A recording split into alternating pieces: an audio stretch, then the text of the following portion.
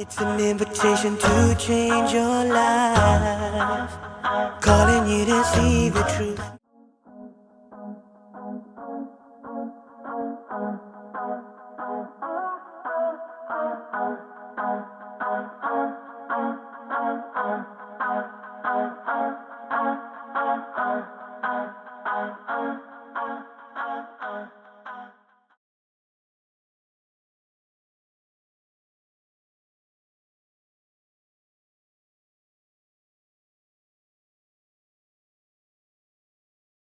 Assalamu alaikum.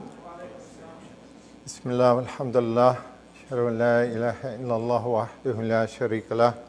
Ashhadu anna Muhammadan abduhu wa rasuluh. Allahumma salli ala Muhammadin wa alihi wa ashabihi ajma'in. So I was really pleased to be asked to speak about how I came to Islam. I became Muslim about 26 years ago. I was raised here, born here, raised here. My family, my forefathers came over from England about 350 years ago, something like that. Got a whole bunch of far-flung relatives buried in a cemetery out in Lincoln, just outside Percival, about 10 miles from Leesburg here. So actually my forefathers settled in this area a long time ago. I never get tired of talking about how I came to Islam. It gives me an opportunity to think about it more myself.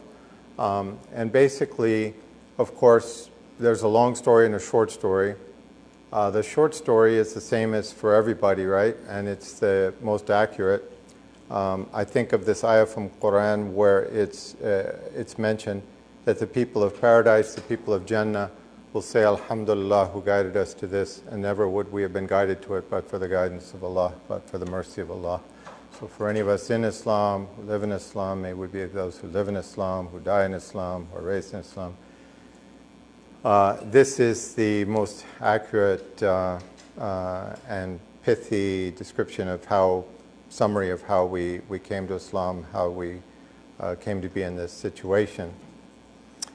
In my particular circumstance, my particular story, as many times as I've thought about it, really what comes to my mind is a hadith.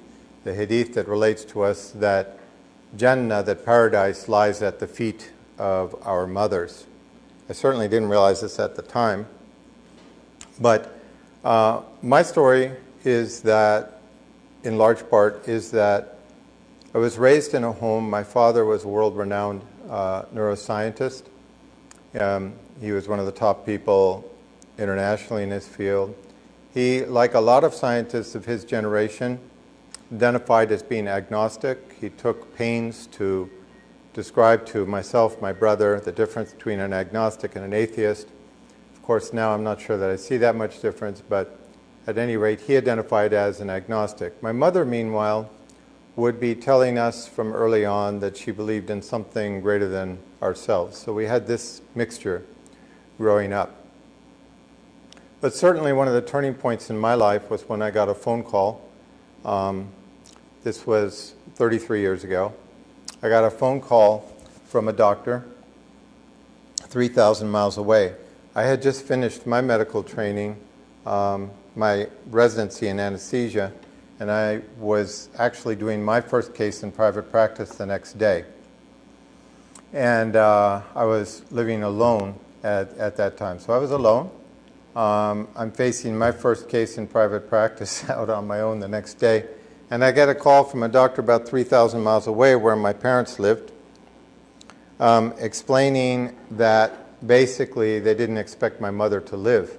They were going to try this surgery tomorrow, but her condition was so advanced, and this came as a big surprise, that they didn't expect her to survive. Well, I just went to pieces, and I never would have expected that, but that was my reaction. I went just completely to pieces. I couldn't get any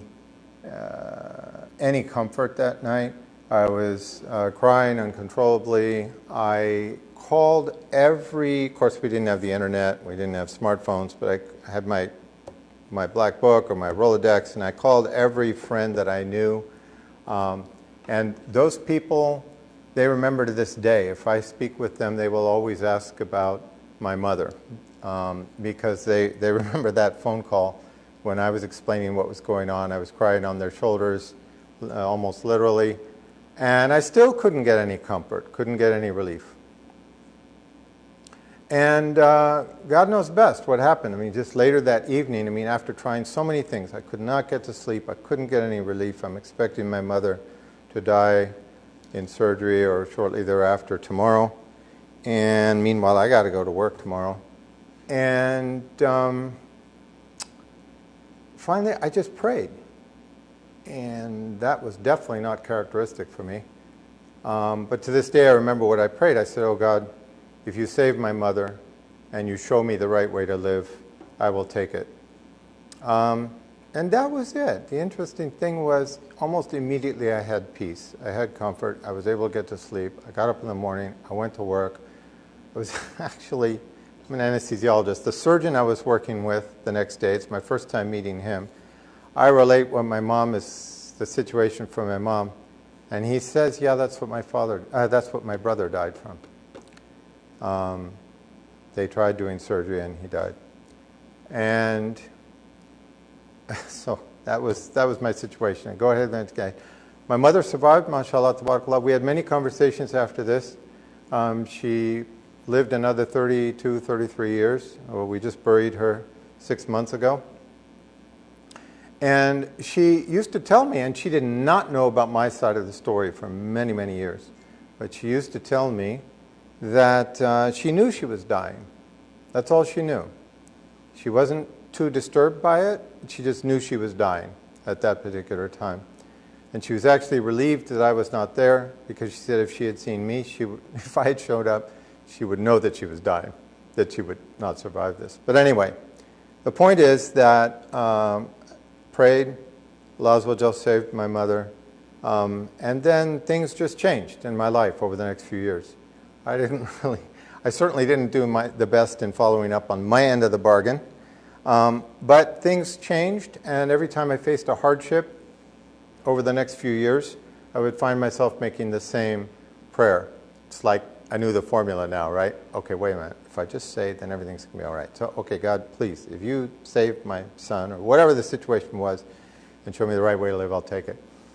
Well, one thing that changed was, as a younger man, I had studied a number of different religions, Hinduism, Taoism, Confucian, Buddhism, thisism, thatism, and so on. But I had never read the Bible, and I thought that was odd. So I felt this growing desire to read the Bible. I thought it was a little weird to have been raised in this society and to not have read the foundational text of Judaism and Christianity. So I just felt this increasing desire to do that, and eventually did. Other things that were happening in parallel, I noticed, were that I developed a number of different feelings.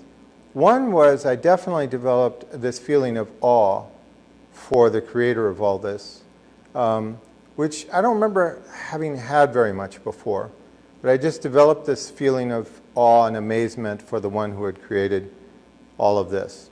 Second emotion was gratitude, feeling a lot more grateful for just everything I had, and I had like everything materially. The third thing was regret.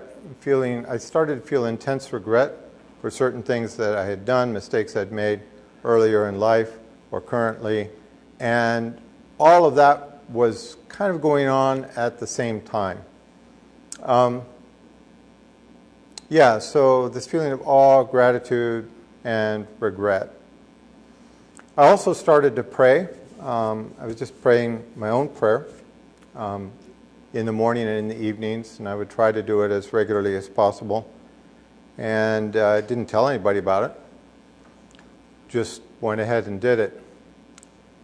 I remember that prayer to this day also, but the core of it, the core emotion, I think, was asking for guidance. I knew something was wrong for me. I knew something was wrong for my family. I knew something was wrong for my society. A lot was wrong. And I knew that I had failed to find the truth. That I'd looked for the truth in science, in medicine, in art, in experiences, in quote-unquote fun, in sort of adrenaline-soaked activities of one sort or another, in family, and I just hadn't found ultimate satisfaction. I had money, I had some position, I had family, I had blah, blah, blah, blah, blah, all these vacations, etc. But there was I knew that I had missed out. I had missed out on finding the truth. So I just kept praying, and things kept getting better. Read the Bible, and it had more of an impact on me than I was expecting. I identified more strongly with it than I was expecting.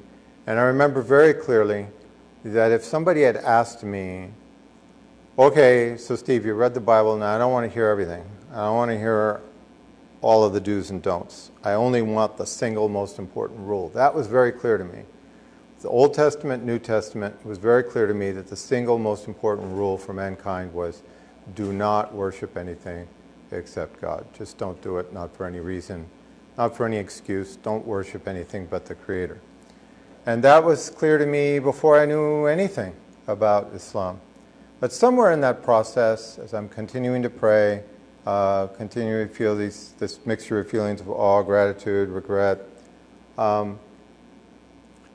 when I started to see, I guess, that I was actually going to finish reading the Bible, I then made up my mind that, okay, well, when I finish this, then I need to find out about that one other big religion out there. I'm not sure, but I think the Quran's the book to read on that. So, and then I figured that, okay, I'm done. I've completed my religious education, and I can move on to something else. So, yeah, I called up the only Muslim I knew, a surgeon I worked with, and I told him I wondered if he could recommend to me an English translation of Quran. And he had a very interesting response to that. I won't go through all the details, but he had an acute understanding, mashallah, tabarakallah, of how to deal with Americans, and he was very smooth. So we had some delightful times together. He wound up, giving me a translation of Quran, and then later on, of course, I wanted to learn something about the life of Rasulullah, and he recommended to me Martin Ling's book. And that, I think, is where emotionally I really realized at an emotional level that I was Muslim. There was something that was conveyed in Martin Ling's book about the passion of the Sahabi for Islam, how once they bought in, they were just completely on board. It was very much compelling to me. As far as my first reading of the Quran, there were passages that really got my attention, where my eyes were just arrested on the page. And for sure. And at one point or another in reading the Quran, I realized that I came across, of course I didn't understand this at the time, and that's interesting to me, but I realized, hey, wait a minute, I think actually I'm supposed to prostrate here. It seems like we're being commanded to do that. And I found that to be an exciting idea, and I had no clue how to do it. I didn't know what prostration was. All I knew was in the medical sense that, okay, you're flat on the ground. So that's what I gave a shot at it, gave it a shot. And then I came across other passages where it seemed like this is the case. And so that was actually quite an exciting experience. Then the strange thing, another strange thing and very compelling aspect of my experience was I was actually reading the Quran, a translation of something of the meaning of the Quran for the first time in a sort of windsurfing ghetto. And I was alone in this motel room. And I intellectually knew I was alone. Well, when I was sitting there in the evenings reading the translation, I would get the feeling, this very compelling feeling, that I'm not alone. There's something else here. And it was so compelling that I know on at least one occasion or more than one occasion, I would get up and I would go to the bathroom, I'd pull back the shower curtain, make sure there was nobody there. I'd go into the little kitchenette and make sure there was nothing behind the counter or whatever. But it was this very compelling feeling that I was not alone in that room. It was a little bit unnerving, but mostly just an exciting feeling. And odd, but in a pleasurable way. So, long story short, probably the most important, many times I think the most important istikhara prayer I ever made was before I knew anything about how, I'd never heard the term before, I'd never heard about the guidance prayer. I didn't know how to make wudu, I didn't know how to pray two rakah, but to this day I feel like the most important guidance prayer I ever prayed was asking God, you know, I think I'm Muslim. If I'm supposed to be Muslim, make me Muslim. And remember too, this is like 26 years ago. And I would ask him, hey, if I'm supposed to be Muslim, make me Muslim. Christian, make me Christian. Jewish, make me Jewish. If I should be nothing, if I should be independent, etc. And I just kept praying this, actually. And then one thing happened after another. And long story short, I wound up on a visit. I was living in Florida at the time. But I had a reason to be in D.C. And I wound up downtown at the Islamic Center with some Sudanese dude gently encouraging me to go ahead, take the Shahada, and and becoming Muslim, you don't have to sign this form, but the thing is, if you want to make Hajj, it's just a practical thing, you have to have this piece of paper, so that's how they give you the visa. Like, you're assuming a lot. How do you know I want to make Hajj? But I did want to make Hajj, actually. I had this very strong desire to make Hajj. So I went ahead, took Shahada, signed the papers, went back to Florida, and went on from there. And actually, that Sudanese dude turned out to be Imam Majid. I was gone, not in the area for years. He had come over to donate a kidney to his father, who was the Mufti of Sudan. They were going to, and then the match was not close enough, and he couldn't. And his father passed on, rahimahullah, and he wound up staying and taking his first job at the Islamic Society there. So, and then very late in their lives, my father actually wound up taking the Shahada, my mother, and Imam Majid, alhamdulillah, buried my father about 4 years ago, and then led the janazah for my mother about 6 months ago. So that's something of my story of the particulars of how I came to Islam. In my case, I very much think of it as, in terms of this hadith, how paradise lies at the feet of the mothers. My reaction to the news that I had about my mother, that she was expected to die 33 years ago, how I went to pieces, how I definitely was, whatever I called myself, I was an agnostic or an atheist or whatever back then, but how I just made this prayer and how things just changed in my life after that. And a few years later, there I was, becoming Muslim. Yeah, and I think I'll open up to... Yeah, we have a few questions. Yeah, we have a few questions. What was the main principle of Islam that attracted you to Islam? Sure. And definitely that was La ilaha illallah. As I say, reading the Bible, I mean, actually I thought of myself as Jewish in the sense that I believed in the Old Testament, I believed in the God of the Old Testament and the prophets of the Old Testament. I thought of myself as Christian in that I believed in the New Testament, the prophet of the New Testament, God of the New Testament. But I knew somehow that if I went to my local synagogue, they weren't going to buy that I was Jewish. And when I listened to the televangelists on TV, yeah, this wasn't going to mesh. But I think the point is, as I said, that I definitely believed that there is nothing worthy of worship but God. Right? And that message from the Old Testament and the New Testament was very clear to me. However, other people misread it or whatever, that was very clear to me. And that was clearly the single most important message, the Old Testament and the New Testament. So when I came to the Quran, and I found that you could barely read a page, 2 pages, 3 pages without having that message reinforced, that there's nothing worthy of worship but Allah Azza wa Jal, that resonated very much for me. Then, as I say, at the emotional level, I think, and there were definitely things that I picked up on in the Quran from the first reading that I was literally just staring at the page and wondering, how could anyone on the face of the earth, especially out in the middle of the Arabian desert, know this 1,400 years ago? That definitely happened.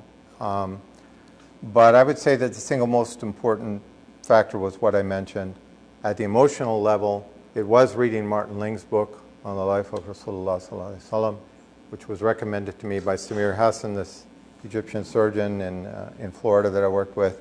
And interestingly enough, it was his father, who was a judge, may Allah have mercy on him, judge in Egypt, who never lived in the West, I don't think, but he made it a hobby of his to read English translations of Quran and books in English about Islam. And he had told his son,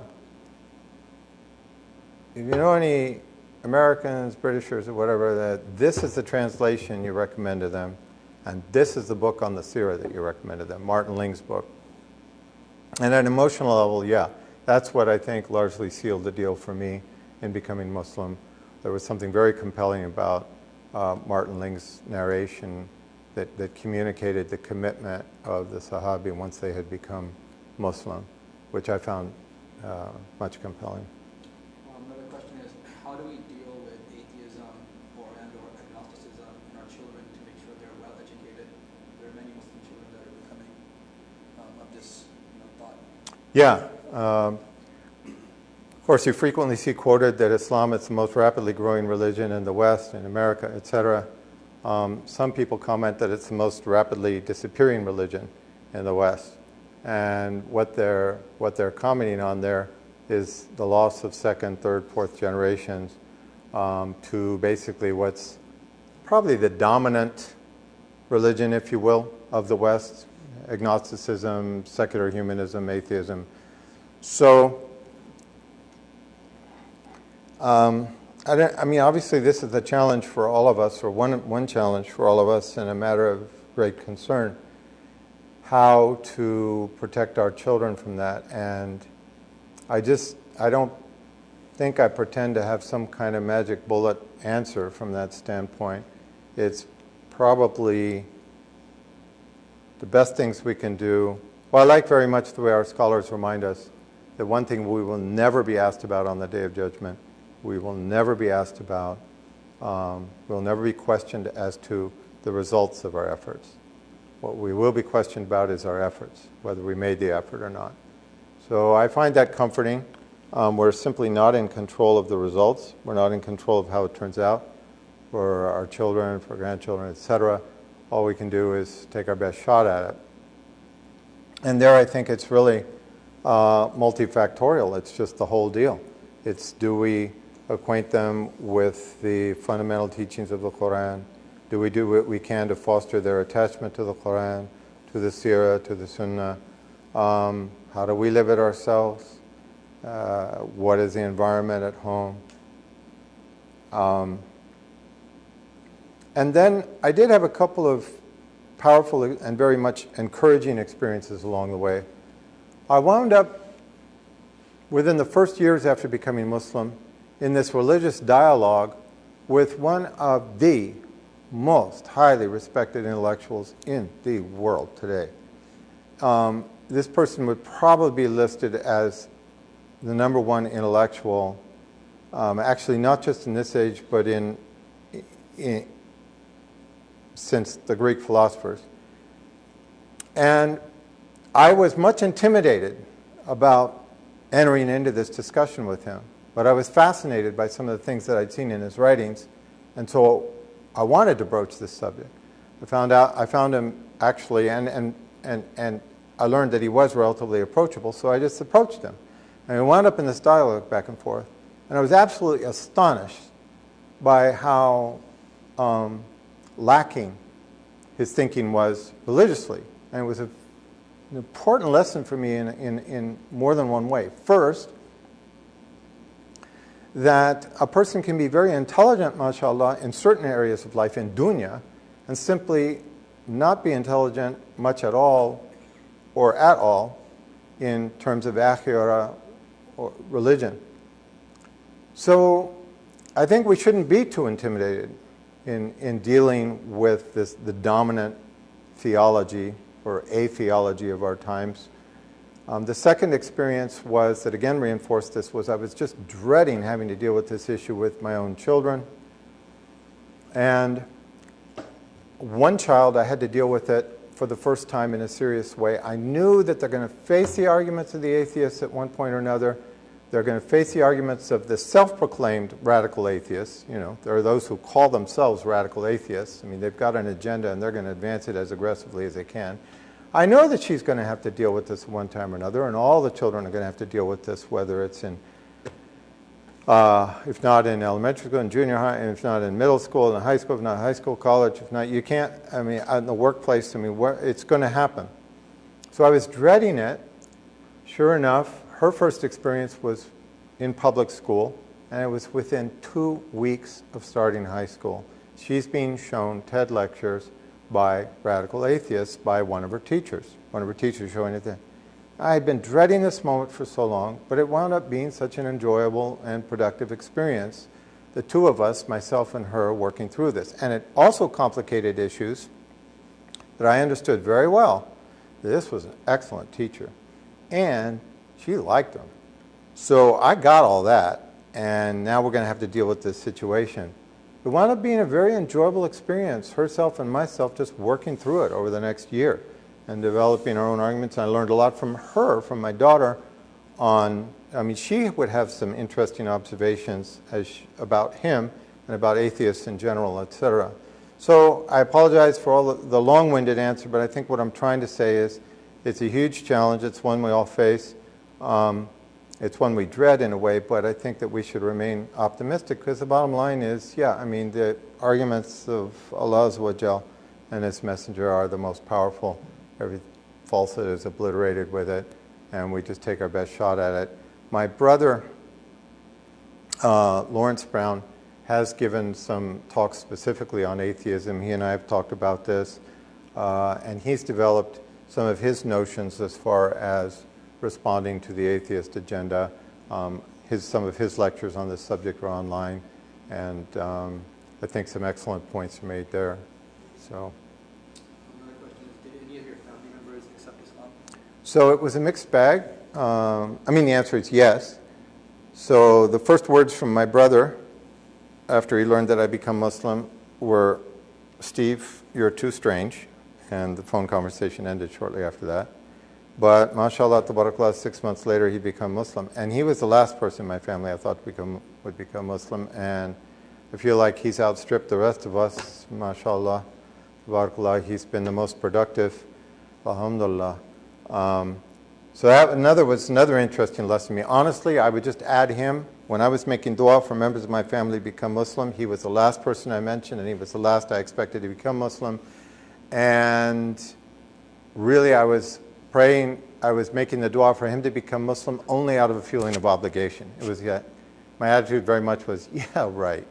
Yeah, this is going to happen. But, you know, I should do my duty as a brother, make my dua for... Anyway, so yeah, 6 months later he became Muslim. Mashallah, tabarakallah, faced some difficult circumstances and has been much prominent in making dawah and working with some of the best-known folks in dawah. I actually think of the first person as having become Muslim as being my oldest child, my son Ahmed. He was about 7 or 8 at the time. Yeah. Or 6, I guess. He was 6. But he would just start praying Fajr right away with me. He'd dawah to his mom. So, yeah, other members have become Muslim. My parents, late in life, as I say, took the shahada, wanted to be buried as Muslims. And then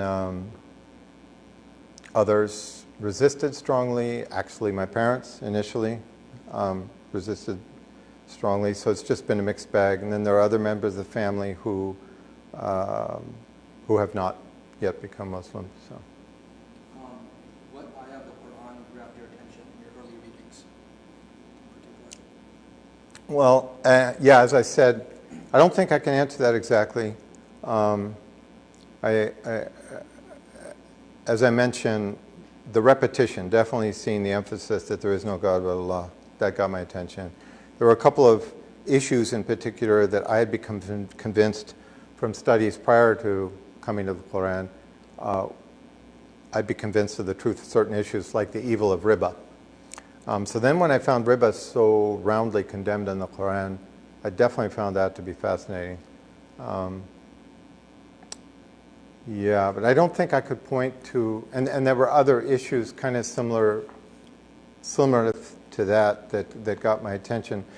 Another thing that definitely got my attention in reading the Quran for the first time was it gradually dawned on me that, hey, wait a minute.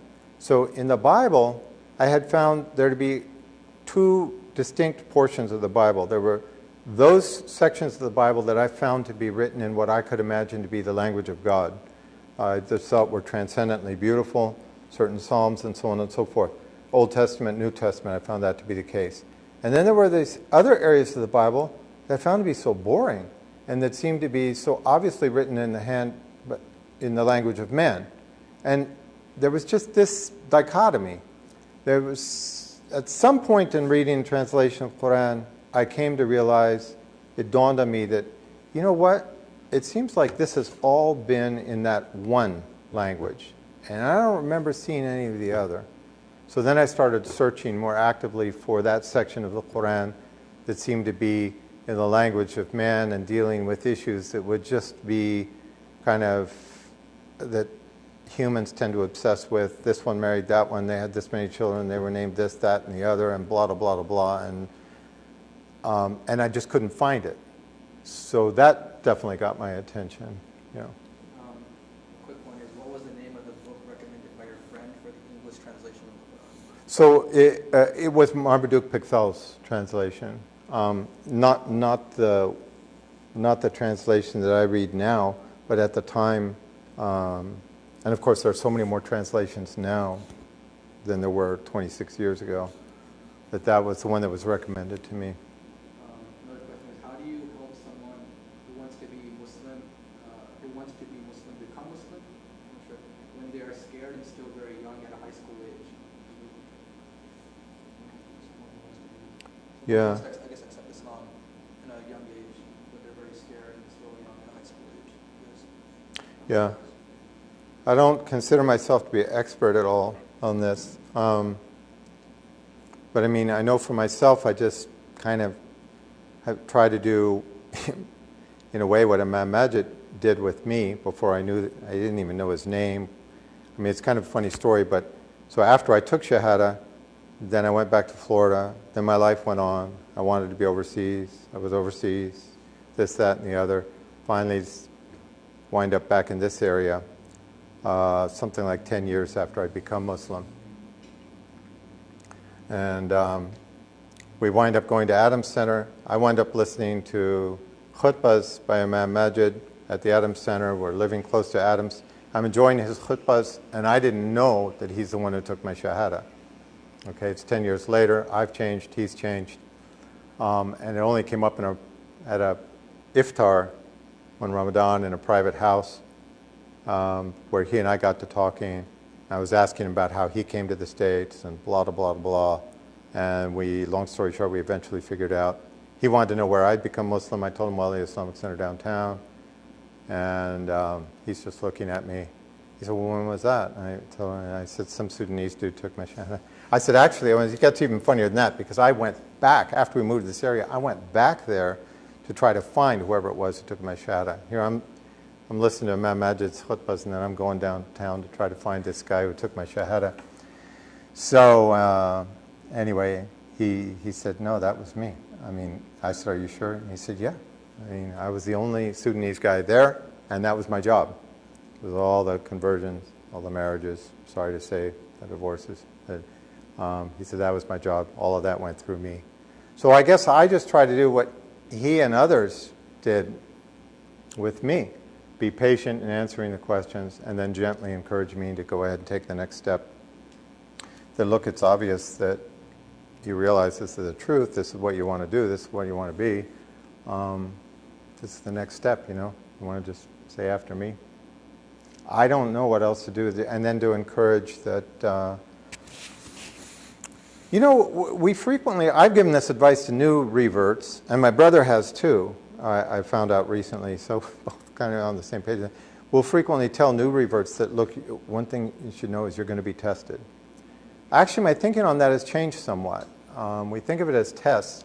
But now the way I think of it, and I think the advice I would give to people now is, I know you're fearful of how your family or your friends or whatever are going to react or how people are going to think about it. But you know what? The fact is that all of us need our lives to be recalibrated to one degree or another. And it's for our own good. And our Creator is, if you take a step toward Him, He's going to recalibrate your life in the way that's best for you. And sometimes it can seem like a test, sometimes it can seem crushing or whatever, but the bottom line is that it is best for you. So if you just take this step, yeah, some things may happen in your life that are unexpected, but it's just your life being recalibrated in what ultimately is a far better direction for you. Another quick one is, which English translation would you recommend now for new Muslims to read first? Yeah, it's embarrassing because when I'm reading right now, I have so much trouble with the author's name. Maybe somebody knows it. I think Halim. Mahmoud? I think so. Yes. Yeah. I like that one, and it's been so strongly recommended to me by truly bilingual scholars who say that, yeah, I mean, he just captured in the English language so much more than others do of the Arabic. So, Halim. There's one that's really popular with the non-Muslims in Dawah. It's called the Clear Quran. We have it actually for free if anyone wants it for themselves or non-Muslims, by Mustafa Khattab. It's a modern, and it uses a lot of modern language. So it's not using the old archaic type of language. Right. It's clearly written fluid. So we have it available for those interested. And I'm not familiar with that, so I'd look that. One I'm enjoying very much reading, a basically brief tafsir that was given to me, is by Abdul Wahid, I think, Maulana.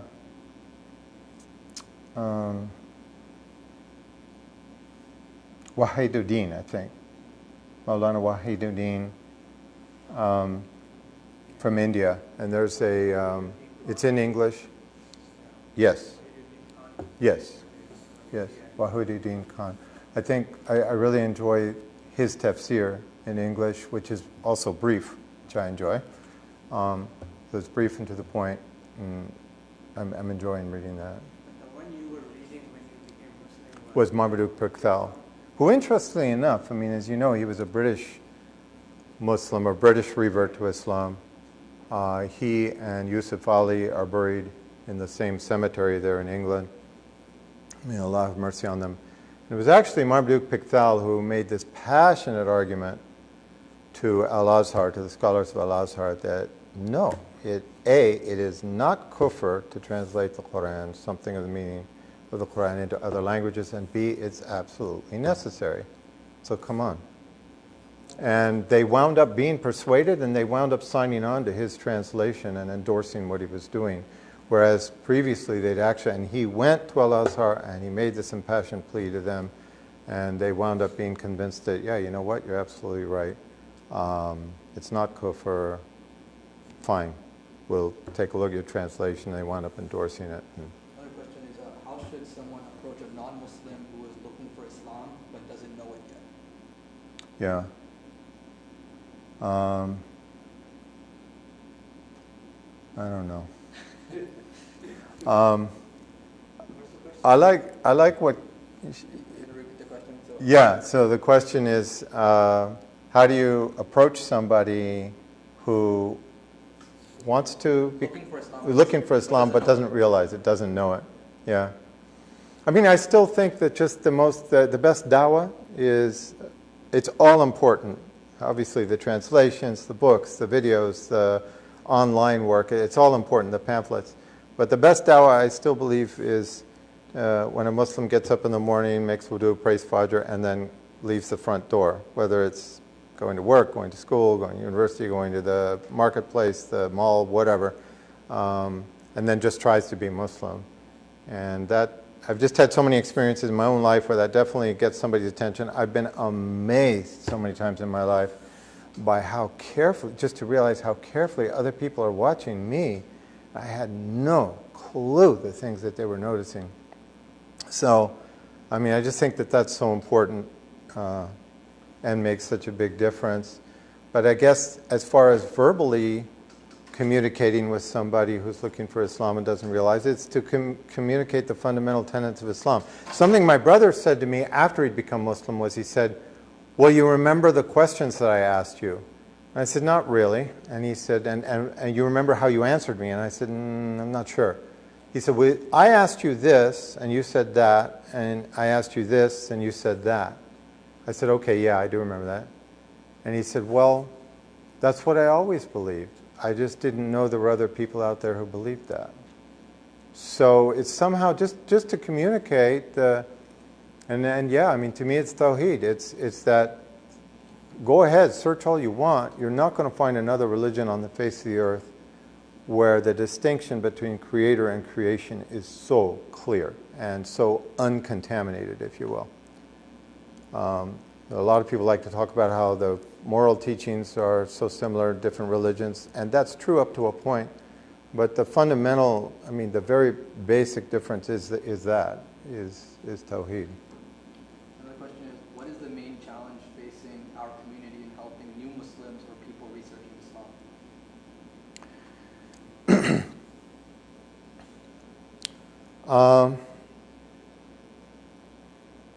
I think, actually, and I apologize because I can be long-winded and kind of roundabout in my answers sometimes, but my wife wanted to make Hajj again.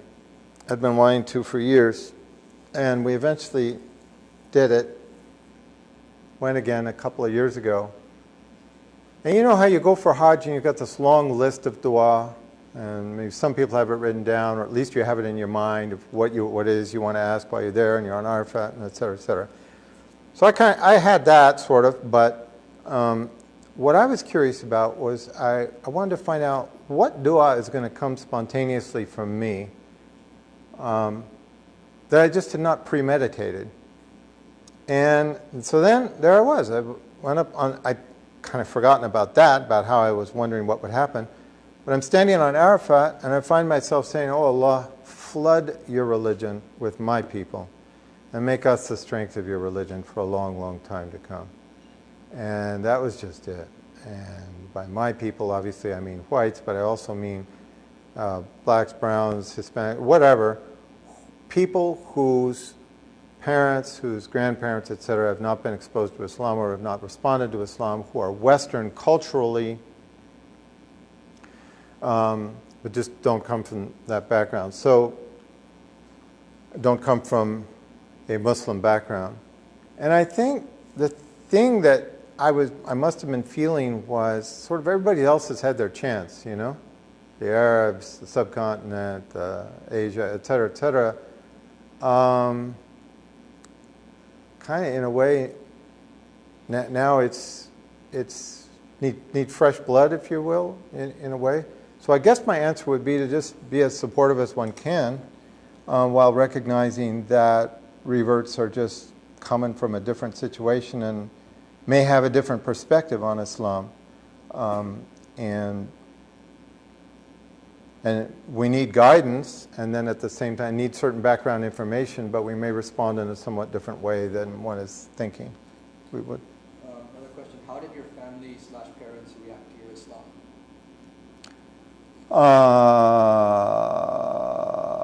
Well, they were put off. And then after my brother became Muslim, so it was just the two of us. So then they disinherited us. And they paid for my brother's wife's lawyer to divorce him. So that's kind of how they reacted.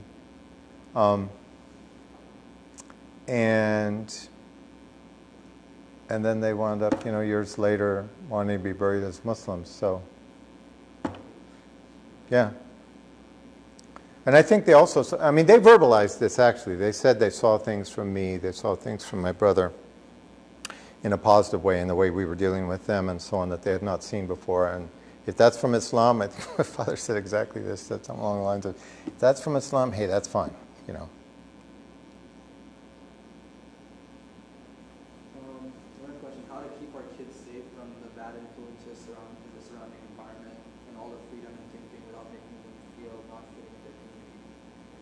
without them feeling. Without, yeah, without making them feel that they're not fitting in their community. How to protect them from. Yeah. I mean, I'm kind of embarrassed because I don't feel like I've got some magic bullet on all this, and it's just the struggle for all of us. And I think we all know the answers.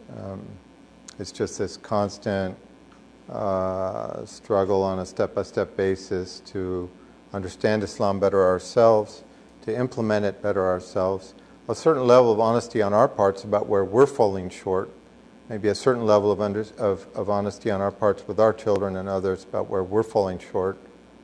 And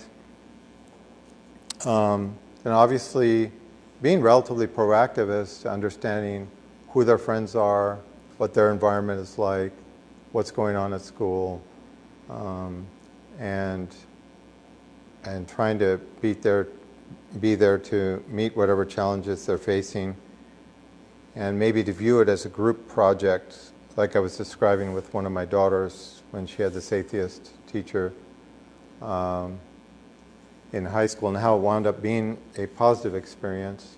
And then I guess I would say too, something my wife has pointed out to me this Ramadan, I believe. She's way far ahead of me on Arabic and Quranic Arabic in particular, and she was pointing out how this encouragement to be effacing of the sins of others and to turn the page, to move on, and to forgive. So those three things is like what we hope for from Allah Azza wa Jal, that He will just wipe our sins out, change them to good, and turn the page, just move on in our relationships, move on with this person or that person, and to forgive, and to just keep doing those things. She was pointing out to me that occurs right after, or very shortly after, the warning that we may have enemies from amongst our spouses or our children, right? So to try to have that patience, one or more children of ours, or grandchildren, or whatever, it may become relatively obvious as an enemy to religiously, that maybe, I mean, this just has not taken with them. And yet to try to just stay patient with them, forgive, overlook, turn the page in the relationship, move on, keep looking for new opportunities to make some connection with them, and keep moving forward that way, and be patient. And you just don't know. My parents literally disinherited us. Literally, we were banned from communicating with them, myself and my brother. And then, mashallah, then, subhanAllah, shortly after that, my dad needed heart surgery. And my mom's talking with me, and I just don't get it. I mean, I don't know what I'm supposed to do. So I was just blunt with it. I said, Mom, so I don't really understand. Does Dad want me to come? I mean, he's banned me from having any communication with him, not to mention seeing him. So are you saying, I mean, does he want me to come for his surgery or not? I mean, what am I supposed to do here? And she said, no, yeah. He'll never say it, but he wants you to come. So just to try to keep on keeping on and be facing, I try to remind myself, I try to look at something of my pre-Islamic life and remind myself, you know, you were a complete and total dork. I mean, so why are you upset with this person at work for saying what they said religiously, or this, that, or the other? It's only by the mercy of Allah Azza wa Jal that you are in Islam to begin with. And the least you can do is have patience with these other people, or try to have some semblance of patience, overlook some of the things they're saying, doing, and just keep trying. The last question, which is, do you suggest any resources to deal with scientific evidence, that suggests evolution is our origin, and how to kind of deal with that from an Islamic perspective?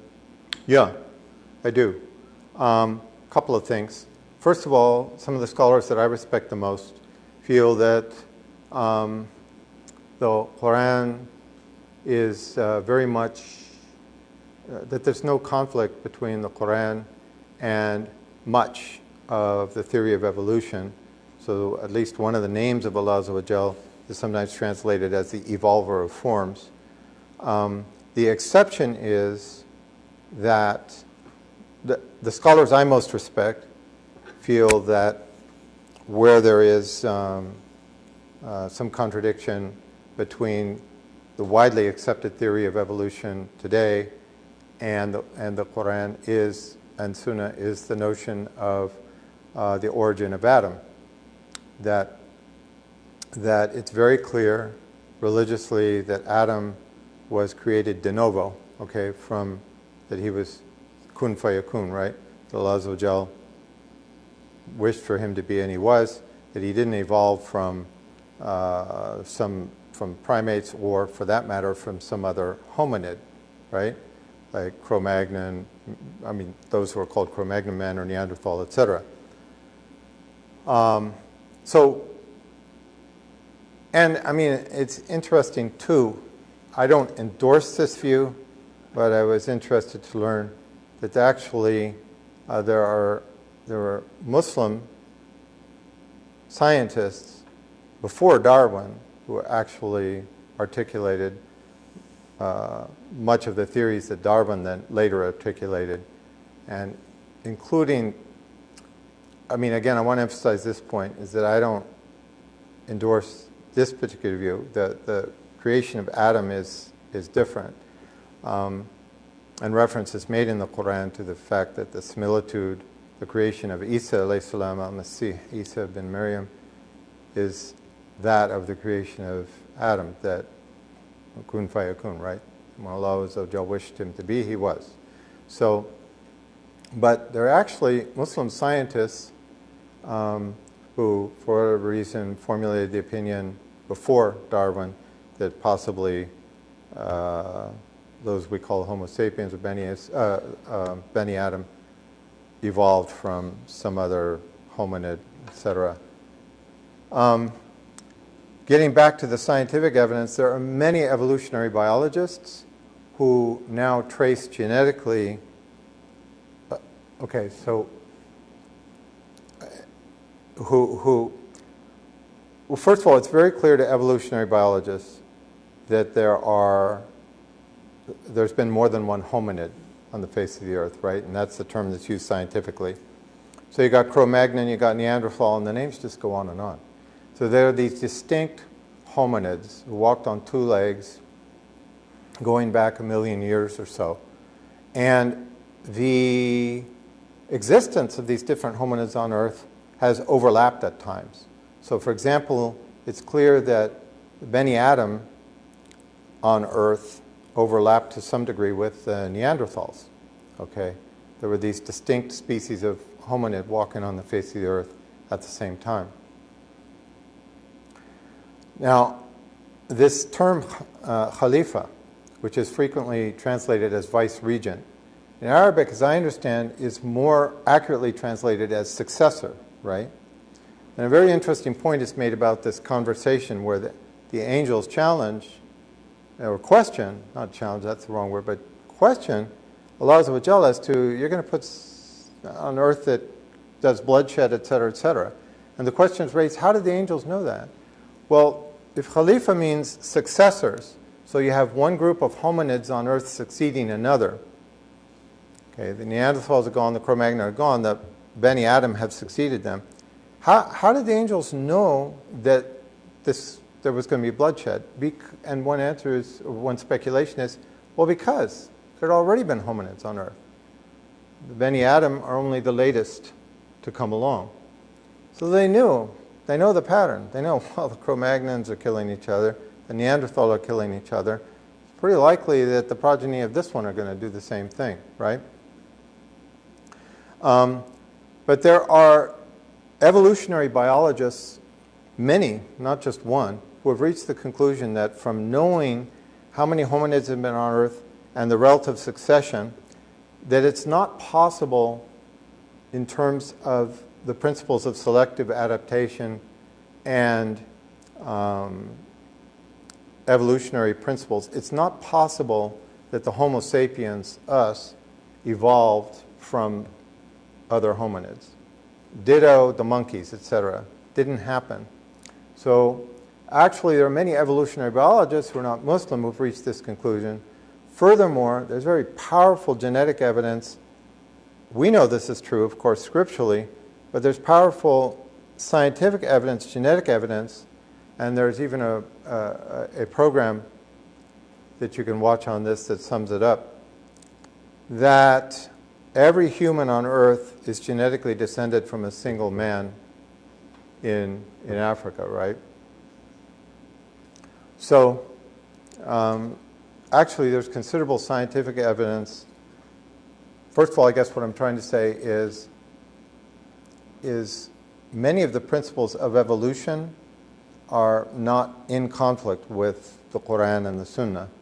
The one principle really that comes into question is the creation of Homo sapiens. Did we evolve from other hominids, pre-existing hominids, or from primates? And the answer that I understand is no. But the point is that there's actually quite a bit of scientific evidence that there are many scientists out there who just, that's what they've concluded also. And they start looking for other explanations. Yeah. Yeah, I think that's the last question. Related to the evolution question, if you guys are more interested, they're on YouTube. If you YouTube evolution and Yasser Hadi, you guys have heard of Sheikh Yasser Hadi, right? Google him with evolution. He gives a really good, breakdown of that as well. Exactly. Yep. But any last remarks if you want to say anything else about your story? I would say that I like very much this saying. I like two sayings from our scholars about dealing with the West. So I like this saying. Of course, you've all heard all of this, but some sheikh comes from Egypt or from some other area of the Middle East about 80, 100 years ago, right? Travels to visit Europe. And he comes home. Obviously, it's before the internet, before smartphones, before blah, blah, blah. So people are eager to hear from him. They're eagerly anticipating his return. For example, to Cairo. So some sheikh from Al-Azhar comes back from having visited France or Germany or the US or whatever. And they want to know, so sheikh, what was it like? What was it? And he says, well, I'm returning. I visited a land where I found a lot of Islam and no Muslims. And I'm coming back to a land where I find a lot of Muslims and not much Islam. So actually just the observation that our scholars made for some time that, you know what, I mean, as wacko as a lot of aspects of the West seem to us, but you know what, got to admit, these people often are more honest in their business dealings. Maybe they're trying to actually maintain ties of kinship. They're good to their neighbors in this way or that way. They work hard. They try to perfect their work. The workmanship is good. It's not shoddy. They show up on time. There's some Islamic principles that we find in this land that doesn't have many Muslims. So I guess I would emphasize, I feel there's so much potential here. And then this other saying, at the same time, I think that the people here just need to be confronted with. That I also like this saying, that you can fill in the blank. Americans or the French or the Germans or the British or Norwegians or whatever have made a religion of work, maybe not the French, have made a religion of work and have made work of play and play at religion. So on one level or another, I do feel like we have to gently sort of bring to the attention of the people here that things have gotten kind of twisted around, you know? I mean, you're a little crazy about doing everything absolutely right work-wise and advancing our professional lives as much as possible at the cost of whatever. And then how come, I mean, to go out and kick a soccer ball around is fun, or to go for a run through the woods is fun, to play a little tennis is fun. Why do we have to like train for a marathon or become a triathlete or look to join the Masters Tour in golf or something? I mean, can't you just have fun at fun? And what's this deal with religion? I mean, because it's like you just don't take it seriously at all. There's this bizarre attitude towards religion here that it's kind of at the same time, all religious belief is equally good and equally foolish. It's sort of, yeah, it's great. I mean, whatever you are, wonderful, fine. It's all equally good. And of course, any religious belief is kind of a little bit silly, a little bit foolish. So to somehow confront people that, that can't possibly be true, and we wouldn't accept that attitude from ourselves or from our children in any other area of life. If my son comes home and says, Dad, it's ridiculous. School today, the teacher asked me, what's 2 + 3? And I said 9, and she said, no, it's 5. And I tried to explain to her that it's all good. I mean, it just all works, and it's all fine. And we're not going to accept that from ourselves. We're not going to accept that attitude from our children. So it can't possibly be that it's fine whether you believe in a creator or you don't believe in a creator. It's just all equally good. Whether you believe in a whole bunch of gods or one God, it just can't work out that that's all equally good. You know what I mean? The next step is then to somehow convince them that it's not okay to say, well, I just don't know, and it's not knowable, and so we'll just continue doing whatever. So I think those are a couple of the major challenges, and then again, it's against the backdrop, which I find to be a positive backdrop, that honestly, many of the non-Muslims here are practicing better than many of us certain aspects of Islam. And that's just been inculcated in the culture here. So just to recognize that, and then to try to take advantage of it, to go ahead and let people know what's going on religiously. Yeah, subhanakallahumma bihamdik. Ashhadu an la ilaha illa anta astaghfiruka wa atubu ilayk. It's an invitation to change your life, calling you to see the truth.